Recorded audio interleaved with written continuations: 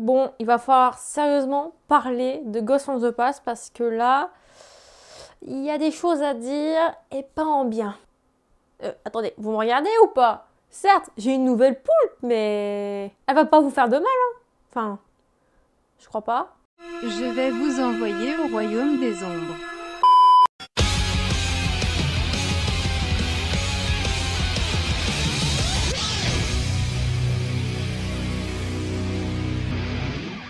Salut à tous, c'est Mona, j'espère que vous allez bien car aujourd'hui on se retrouve pour une nouvelle vidéo sur présentation slash mon avis sur Ghost from the Past parce que ça a fait parler pendant un petit moment depuis qu'il y a eu les avant-premières des ouvertures Yu-Gi-Oh!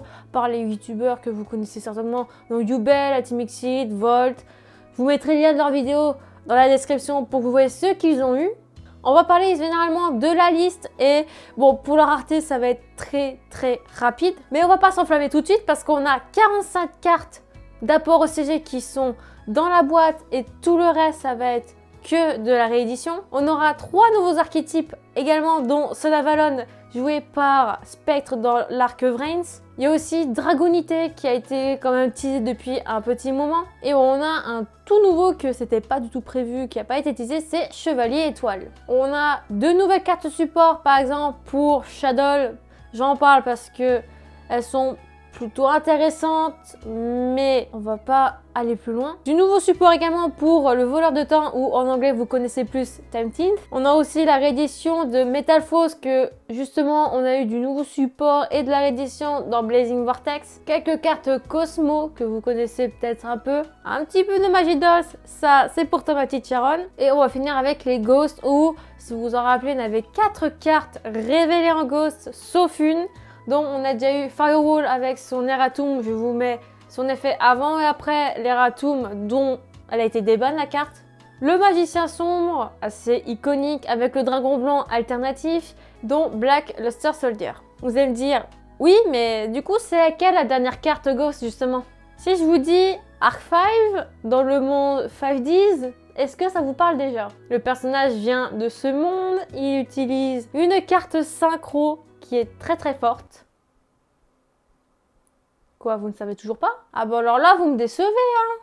Bah c'est Crystal Wing. Bah oui, c'était ça. Certes, 5 gosses, c'est pas beaucoup, mais c'est là où ça a un peu titillé les gens, c'est au niveau du ratio qui est quand même assez mince. J'ai envie de dire, comme l'extension LED7 qu'il y a eu parce qu'il y avait Ra en Ghost justement. Il y en a beaucoup qui se sont plaints par rapport à ça, mais c'est tout à fait normal parce que si on remonte un peu en arrière où les Ghosts existaient encore dans les extensions, il fallait vraiment aller très loin pour pouvoir la choper.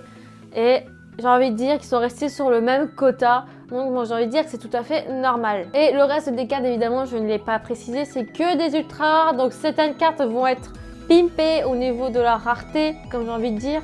Donc pour Splash Mask, c'était juste une carte commune dans l'Eternity Code et là elle est montée directement en ultra rare. On a aussi la carte Fogblade, si vous connaissez quand même l'archétype, qui était en commune maintenant, qui est pas exactement aussi en ultra rare. Et de plus, carte très intéressante pour le deck Phantom Knight évidemment. Enfin, ça me paraît logique vu le titre de la carte. Premièrement, Evening Match. Si vous vous en rappelez, de base, elle devait être dans le deck de structure charmeuse, mais elle a été remplacée par une autre carte. Et j'ai envie de dire, enfin, c'est pas plus mal parce que la cote de la carte, elle monte quand même un peu. Par contre, ils ont réédité Terror de Trishula qui était réédité justement dans le deck de structure Ice Barrière. Là, par contre, je ne comprends pas. Mais bon, comme j'ai envie de dire, c'est juste pour pimper le deck, donc augmenter sa rareté parce qu'elle était qu'en commune. Il y a 2 rééditions de cartes très lointaine on a même vu dans l'anime DM. Je parle de Seiyaru et de Yozan Ryu. C'est tout à fait normal parce qu'il va y avoir du nouveau support dans le futur par rapport à un archétype dont leur réédition. Oui, je sais, c'est pas très récent tout ça. Et évidemment, je vous ai pas parlé du deck Hieratic. Hieratic, il y a beaucoup de rééditions aussi dans ce produit là. Donc si vous cherchez d'autres cartes Hieratic que vous êtes en train de construire, c'est fait pour vous. Et on a 2 nouvelles cartes de la génération 510 que vous connaissez, dont Yusei Jack Atlas. Dont Yusei, on a une nouvelle carte, dont Shooting Star Dragon. Et j'ai regardé son effet, c'est plutôt pas mal, mais il faut vraiment le mettre dans le deck. Et évidemment, pour Jack Atlas, on a le Dragon Supernova Arc Démon. Une nouvelle évolution, je veux dire, de Arc Démon. Faut dire, on a tellement eu. Évidemment, ça fait rappeler la génération 5-10. Et justement, on va parler de la thématique. La thématique de Ghost from the Past, pour moi, ça veut dire que on va retourner vraiment dans la nostalgie des saisons dont DM, GX, 5-10 par exemple, et que là, la thème elle a été à moitié respectée. C'est-à-dire que, ok, on a le Magicien Sombre, on a BLS, on a Supernova, Shooting Star, Donsei Yaru, ça, ok. C'est vraiment de la pure nostalgie. Mais bon, combien de fois Magicien Sombre a été réédité encore cette année? Encore récemment, dans les Maximum Gold, en Gold Rare. Enfin, quand je dis Gold Rare, Gold Premium. Hein. Ou encore dans Warmé LV10. Ok, de l'RGX avec une carte d'Ojama aussi. Pourquoi pas du Phantom Ride et du Red Raptor. Ok, il y a eu beaucoup de support récemment, mais quand même, si on regarde au niveau de l'année, ça revient évidemment Dark 5. Donc quand même, ça fait un petit moment que l'animé est fini. Mais par contre, rééditer du Salamangreande, ça je suis pas très d'accord. Ok, c'était dans Vrains. Mais en 2010, depuis 2018, Salamangreande a quand même fait fureur. Là, on en trouve beaucoup moins à cause des bannis qu'ils ont subis. Mais là, par contre, ça ne respecte pas non plus le fantôme du passé. Enfin, ça, c'est mon avis. Moi, j'aimerais bien voir le vôtre en commentaire sur YouTube. Et si vous étiez là, j'allais faire un live tweet justement avec Team Mixid par rapport à Ghost from the Past, ce qu'ils en ont pensé, et même avec un viewer qui est vraiment très intéressant. Si vous voulez, je vous mets le lien de la rediffusion Twitch en barre d'infos si ça vous intéresse. Mais en tout cas, on a parlé quand même de pas mal de choses par rapport à ça, surtout que je ne veux pas encore m'étendre plus loin. Donc, les deux nouvelles cartes Shadow que je vous ai dit un peu plus tôt, dont une à niveau 4, une à niveau 9, dont Ne Shadow et El Shadow. Ne Shadow dit que si on flippe la carte, on peut cibler une carte Shadow, elle n'est pas affectée par les effets de carte, excepté les siennes. Mais en revanche, si cette carte est envoyée au cimetière, on peut cibler un monstre à effet et personne ne peut la cibler par les effets de carte également. Alors, elle est bien, par exemple, moi dans mon deck Immunic Shadow, même pas mal de gens, j'ai demandé leur opinion qui jouent aussi le deck. On la joue, allez, x1, voire x2, mais ça, ce serait un peu plus rare. Alors, pour El Shadow, justement, son effet qui dit qu'on peut cibler une carte du monstre de l'adversaire et une carte Shadow de l'extra deck au cimetière afin de bannir le monstre. Et si cette carte, justement, elle est envoyée au cimetière, on peut envoyer le nombre de cartes du dessus de deck au cimetière par rapport au nombre d'attributs différents qui sont sur le terrain. Donc ça aussi, déjà c'est un niveau 9, déjà ça prend quand même de la place dans un deck, mais on peut la jouer quand même x1. Donc dans l'ensemble, je vais vous mettre une note comme j'ai fait avec Antoine par rapport au battle sur les produits du Ave Mago. Par rapport déjà à son design de la boîte, je la trouve plutôt sympa. Il y a pas mal de gens qui ont dit en fait que ça spoilait le contenu de la boîte par rapport au design des boosters comme on avait avec du Ave. Est-ce que je considère ça comme du spoil? Oui et non. Parce que nous ont mis quand même les cartes qui ont été révélées bien avant la sortie du produit qui sort le 15 avril, j'ai oublié de préciser. Donc pour moi, ça ne considère pas du spoil parce que on a eu les 4 monstres révélés en Ghost bien avant. Donc les gens qui disent c'est du spoil, bah vous vous contredisez. Hein. Ils ont fait exprès de ne pas mettre Crystal Wing parce qu'ils l'ont gardé en surprise, j'ai envie de dire. Et la boîte, elle est plutôt sympa avec l'alternative évidemment du dragon dessus. Couleur très claire. Pastel qui reste en lien avec les ghosts parce que c'est quand même très transparent. Faut vraiment, si vous voulez voir la twerk, faut vraiment la pivoter pour vraiment voir au niveau des formes du dessin. Donc ça, je peux donner une note, on va dire 17 sur 20. C'est déjà pas mal. Au niveau de la rareté, ça, c'est à voir. On n'a encore que de l'ultra rare, mais au niveau du ratio, bon ça je vous en parlerai un peu plus tard. Mais au niveau de la rareté, c'est plutôt pas mal qui, ok, ils montent les raretés de certaines cartes qui étaient de communes de base ou en rare, si ça remonte, parce que les rares maintenant, c'est quasi inexistant. Mais je sais que, voilà, on va avoir beaucoup plus d'ultra rare que de ghost, donc j'ai envie de mettre la même note que j'avais mis pour Duo, j'avais mis 15 si je ne me trompe pas. Ouais, c'est cool d'avoir d'ultra rares, quand on en chope déjà pas mal maintenant dans les extensions parce qu'ils ont monté le nombre d'ultra rares chaque display. Pour ce qui est justement du ratio, et là la note va chuter par rapport justement aux ghosts qui vont être compliqués à les avoir parce que comme je vous l'ai dit, j'ai regardé tous les vidéos des youtubeurs français,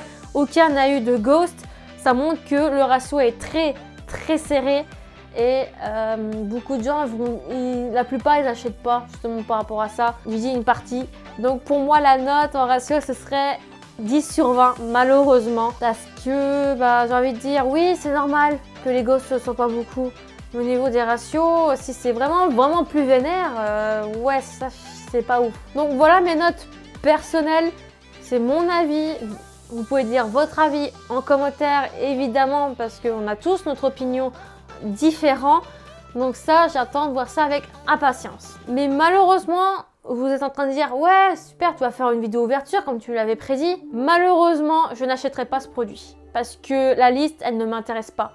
À part les 2 cartes Shadow que je trouve vraiment sympa, ou peut-être 2-3 autres qui sont dans les nouvelles cartes d'apport de CG, je les commanderai évidemment que à l'unité chez Card Market directement au lieu d'acheter la boîte qui a 15-16 € si je me trompe pas, parce que bah évidemment on a aussi beaucoup moins de cartes parce qu'on a 3 boosters de 5 cartes dont bah évidemment dans une boîte on a que 15 cartes. Mais si vous voulez une case, c'est une case de 5 boîtes que vous pouvez voir évidemment sur internet si vous voulez commencer une case. Par exemple je dis comme ça, Asgard ils le font, peut-être le repère aussi. Et encore d'autres sites, donc chez la chaîne Box aussi, mais je crois que Sharon elle en a plus. Sharon, dis pas moi de bêtises s'il te plaît. Mais voilà, si vous voulez acheter une case, c'est ça. Donc oui, il n'y aura pas d'ouverture, c'est comme ça, mais au moins je vous ai parlé comme de Ghost from the Past, qu'on l'a tellement attendu, on était hype par ce produit justement, et que finalement on est là, on voit la liste, on se dit ah d'accord, non. Et j'avais vu sur les réseaux sociaux qu'il y en a pas mal qui étaient déçus aussi de Ghost from the Past, c'est tout à fait normal parce que on peut pas avoir plus haut que Duov qu'on a eu à cette période-là aussi, qui était vraiment incroyable parce que ça avait changé au niveau des decks actuels. Ça, je vous leur dis pas. Pour les collectionneurs qui là ou des nouveaux joueurs justement qui veulent commencer Yu-Gi-Oh, c'est le produit, on va dire, idéal pour eux. Donc, faut voir quand même un côté positif que de voir du négatif. Bon, j'espère que cette vidéo vous aura quand même plu.